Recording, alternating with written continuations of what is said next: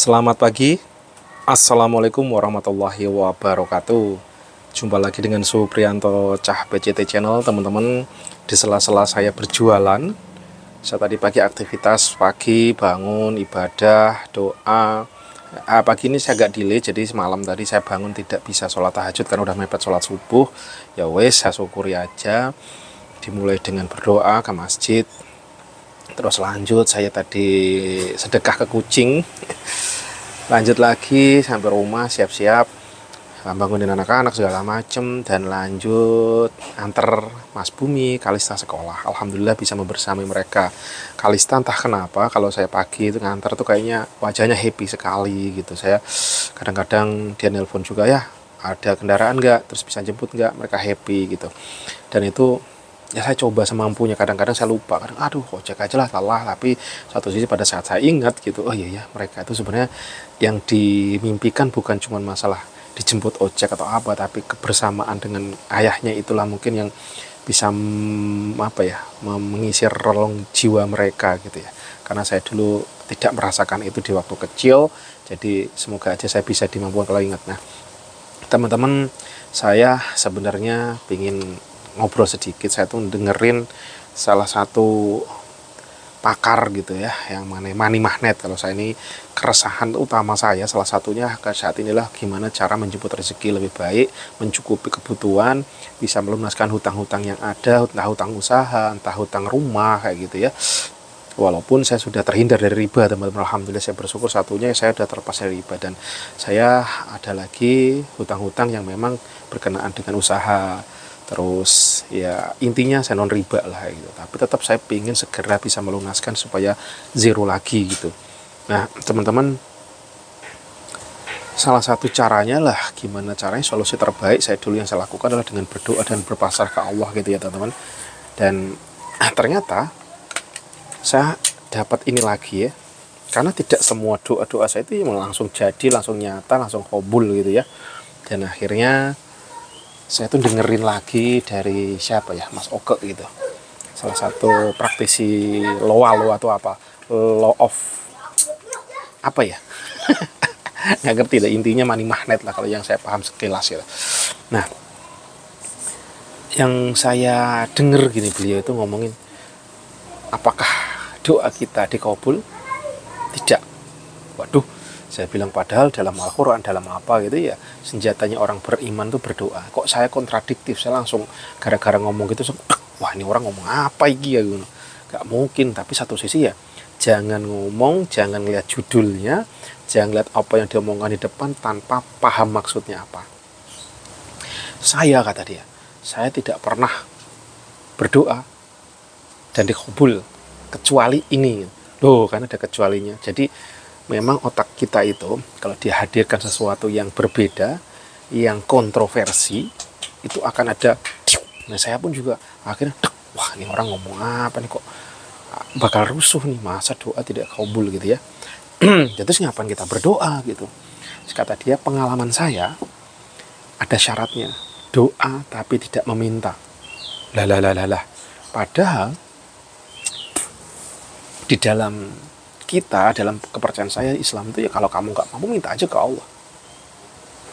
Tapi mungkin yang dimaksud itu pemahamannya itu levelnya udah level-level orang-orang yang ya secara agamanya itu udah luar biasa kedekatannya ke Allah. Terus hakul yakinnya itu udah kelas dewa bujana, maksudnya udah kelas luar biasa lah itu ya.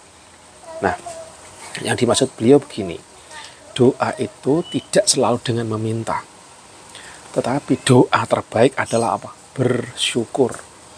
Nah, apa saya dulu yang melakukan doa-doa itu meminta, ya Allah saya pengen kaya, pengen sukses gitu kan. Tapi itu justru doa-doanya ya kadang terkabul, kadang enggak. Cenderungnya langsung dibilang, pokoknya langsung ya wis lah, berarti doa tidak terkabul lah gitu aja, bahasa kasarnya gitu ya. Tapi bukan berarti begitu maksud sebenarnya teman-teman. Yang saya paham gitu. Tetapi doalah, tetapi di situ bukan meminta, tapi bersyukur atas semua yang diberikan oleh Allah.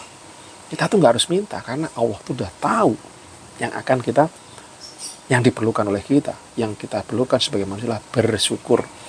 Saya jadi teringat bahwa jadilah orang-orang yang bersyukur, maka nikmatnya akan ditambah. Mungkin maksudnya beliau esensinya di sini, teman-teman. Jadi kita tuh tidak usah menghibah-hibah, bermohon-mohon, meminta kekayaan apa ke Allah. Justru pada saat kita diberi dengan kondisi kita saat ini gitu ya, kita kayak saya nih ya, punya Saramonic gitu, apa sih, alhamdulillah ya Allah, saya mempunyai Saramonic, saya akan berkonten terus semampunya, sebisa saya, seekspor saya, ya pokoknya yang saya happy, yang saya suka, lanjutkan, pergunakan maksimal. Dengan adanya Saramonic, dengan suara saya akan terlihat indah, terlihat jelas seperti ini ya teman-teman. Nah, itulah doa, ya Allah, terima kasih, alhamdulillah saya sudah diberikan Saramonic, diberikan, dimampukan memiliki Saramonic yang mungkin ini untuk ketiga kalinya kalau bagi saya untuk punya Saramonic. Pertama saya beli yang 2,8 juta, terus 1,2, terus ini beli lagi gitu. Sempat saya di awal-awal juga nggak bersyukur, suaranya jelek. Tapi setelah saya renungkan, ternyata ada kesalahan saya penggunaannya yang terlalu jauh, terus gembrebek di luar, ya pengaruh kayak gitu teman-teman. Nah, terus kata beliau gitu, saya itu nggak pernah meminta ke Allah, tapi rezeki saya justru luar biasa berlipat-lipat. Beliau kalau nggak salah sempat berbicara sedekahnya beliau 1 juta sehari, plus dalam sebulan tuh kalau nggak salah bisa mengeluarkan 100 juta hanya sedekah. Ternyata, dan beliau sih yang ngomong, sedekah ini saya tidak percaya sedekah itu mendatangkan duit atau apalah gitu, bahasanya kasarnya begitu. Tetapi saya sedekah ini untuk mendatangkan peluang, untuk penolak bala. Nah, mindsetnya lebih luas lagi bahwa kalau saya sedekah 100 juta, tidak berarti langsung dapat 1 M dalam bentuk cash gitu. Bisa jadi iya, tapi kalau bahasanya beliau kadang-kadang susah dipahami dengan level pemahaman secara umum gitu teman-teman. Tapi saya dengarkan, yes, saya percaya itu. Jadi sedekah kita setiap hari, misalkan nih kita ngasih anak yatim, mengasihi orang tidak mampu atau ke keluarga kita sendiri, itu membuat kita happy, tenang. Nah, pikiran tenang, pikiran happy, pikiran yang benar-benar arahnya ke Tuhan, itulah membawa kita bisa berpikir jernih. Dengan jernih kita bisa doing something better. Nah, dari better keluarlah peluang teman-teman. Contoh nyata saya ini sendiri, saya belajar gitu ya. Saya dulu ngonten teman-teman. Pagi ini saya juga dengerin lagi kontennya tentang ngopek-nopian yang dia tuh sebenarnya kalau dia ngaku, saya ini nggak cerdas, saya nggak pintar, saya nggak jago. Lawong saya suci aja itu juga suca apa gagal di 5, tapi kok nama saya bisa naik katanya. Berarti saya beruntung. Saya dibilang jawab saya nggak beruntung. Tapi setelah saya renung-renungkan, ya saya karena nggak nyerah gitu loh. Konten apapun saya jabanin, dan kata dia, kalau saya beruntung sekali ngonten langsung dapat 1 juta view dulu. Tapi baru saat ini konten-konten saya juga oke, maksudnya terus sekarang subscriber 1 juta. Bisa jadi kalau dinamakan beruntung, saya langsung kok subscriber saya 100 juta. Tetapi itu semua butuh proses. Saya apa aja saya kontenin segala macam. Dari itu kecil ketemulah ini, ketemu review bla bla. Dalam arti ini juga teman-teman, kita doing something, istiqomah segala macam, doa terbaik bukan meminta, tapi adalah bersyukur.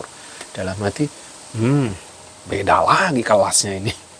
Dan memang meminta pun dalam agama tidak salah, daripada kita meminta ke itu. Tapi level lebih kerennya lagi, kita tuh nggak usah minta ke Allah, tapi bersyukur yang diberikan Allah, maka nikmatnya akan ditambah gendeng. Nah, mulai saat ini teman-teman, saya belajar, saya akan praktekkan ke diri saya. Kalau saya minta, ya Allah, saya pengen punya mobil, saya pengen punya ini, udahlah biar Allah yang ngatur itu, tapi syukuri yang udah ada. Akan saya coba praktekkan ini teman-teman, dan gimana, apakah ada impactnya? Coba nanti sambil jalan saya akan ngonten terus.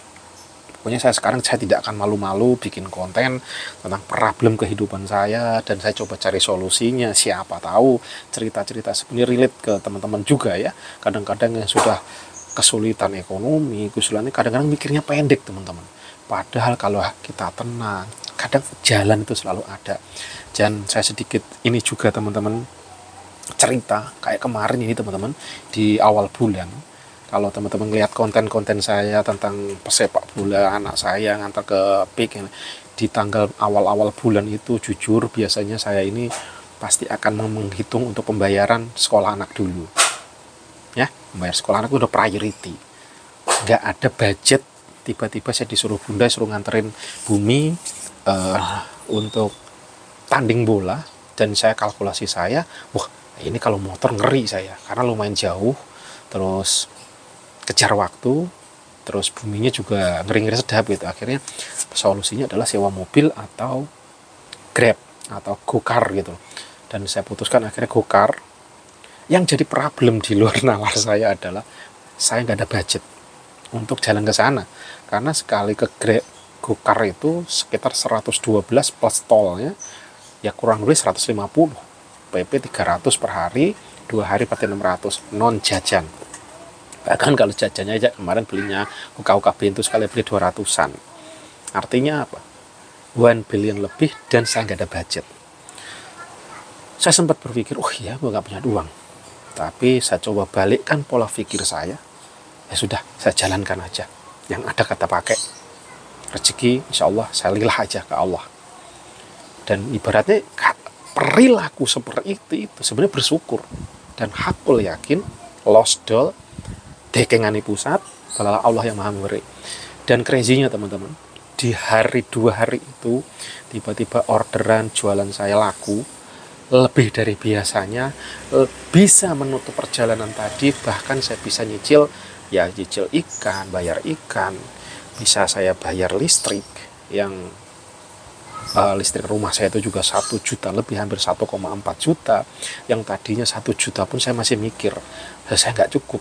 Tapi saya coba balik pikiran saya, lillah demi anak saya happy, saya hakul yakin membahagiakan anak, mensupporting anak, pasti supportingnya dari atas, lillah. Nah, seperti inilah realita, bahwa kalau kita yakin, dan itu salah satu efek dari rasa bersyukur gitu menurut saya teman-teman. Karena rasa syukur itu tidak cukup diucapkan dengan kata, direlungkan dalam hati, dari dalam hati, dan dilaksanakan dengan aksi nyata. Nah itu, jadi pada saat kita mengeluarkan uang pun kayak si ajarannya masuk ke ini, jangan takut, hakul yakin kalau kita lepas itu dengan bahagia, dia akan kembali lagi dengan teman-temannya, bahkan berlebih, asal pengeluaran itu kebaikan, hal positif. Nah itu, jadi jangan takut mengeluarkan uang itu kalau sifatnya, kata beliau, uang itu suka dengan orang-orang yang ada rasa syukur, rada happy, bahagia.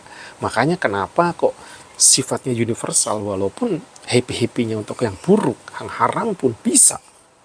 Contohnya lah, kenapa kok tempat-tempat wisata yang di situ ada hal maksiat pun duit suka di situ, karena memang katanya beliau ini salah satunya kenapa, karena uang itu, duit itu sejatinya suka ke hal-hal yang bersyukur, yang senang, yang happy. Wow. Nah, pada saat kita sudah susah, perasaan kita gelisah, perasaan kita sedih, ya dijauhin sama rezeki tadi. Ya Allah, ternyata di sini. Jadi teman-teman, intinya adalah kita berdoa, tapi sebaiknya yang kita doakan adalah kita bersyukur ke Allah. Apapun itu, kita sudah bisa makan pagi ini, kita bisa hidup sampai detik ini, kita bersyukur diberikan kesehatan, dan hakul yakin pertolongan Allah itu dekat. Itu sebaik-baik doa adalah, itu katanya beliau. Nah, saya coba praktekkan dalam keseharian saya starting today teman-teman. Apapun yang saya punya, apapun yang saya miliki, saya tidak usah berangan-angan different ya, cita-cita dengan angan-angan.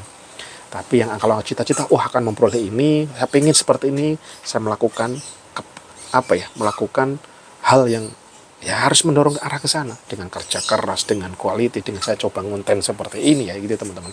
Tapi kalau angan-angan cuman bengong, nggak doing something, tapi cuman berpikir ngebayang-bayang, itu different.